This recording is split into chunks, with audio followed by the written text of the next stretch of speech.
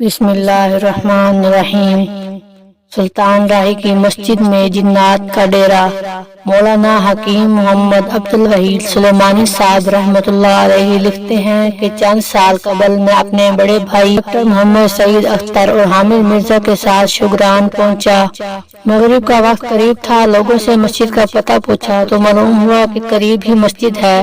Doctor سعید اختر صاحب نے تھکاوٹ کے باعث کمرے میں ہی نماز پڑھ لی۔ البتہ میں اور حامد مرزا مسجد کی تلاش کو نکلے۔ ہم چلتے گئے یہاں تک کہ شہر ختم ہو گیا اور کھیت شروع ہو گئے۔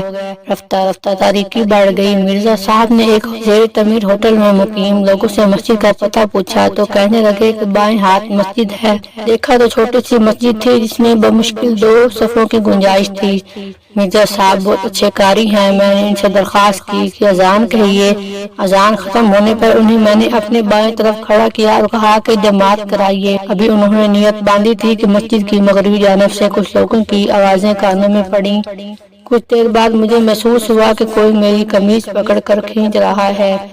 مجھے یاد آیا کہ نبی کریم صلی اللہ علیہ وآلہ وسلم کا حکم ہے کہ اگر ایک ہی مقتدی ہو تو بعد میں آنے والا پہلے شخص کو پیچھے کھینچ سکتا ہے۔ لہٰذا میں پچھلی صف میں چلا گیا، لیکن اسی وقت مجھے یوں محسوس ہوا کہ میرے دائیں بائیں کئی نمازی ہیں جن کے پاؤں میرے پاؤں سے جڑے ہوئے تھے۔ میں نے پوری نماز اسی طرح ادا کی، مگر جب سلام پھیرا تو یہ دیکھ کر حیران و پریشان ہو گیا کہ میں تنہا تھا۔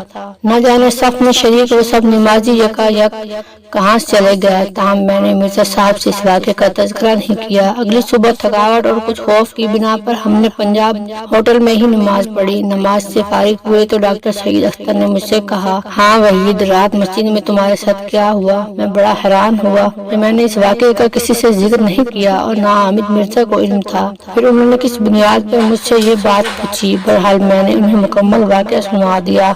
شوگران سے واپس لاہور آ کر میں نے جب گھر میں اس کا تذکرہ کیا تو میرا بڑا بیٹا طلحہ وحید سلیمانی کہنے لگا، ابو آپ کو علم ہے یہ مسجد کس نے بنائی ہے؟ میں نے حیرت سے کہا، نہیں تو کہنے لگا، اگرچہ مسجد تو بہت پرانی ہے لیکن اس کی تعمیر نو معروف فلمی اداکار سلطان راہی نے کروائی تھی اور اب وہ جینوں والی مسجد کے نام سے معروف ہے۔ ایسی مزید ویڈیوز کے لیے میرے چینل کو لائک اور سبسکرائب ضرور کیجیے گا۔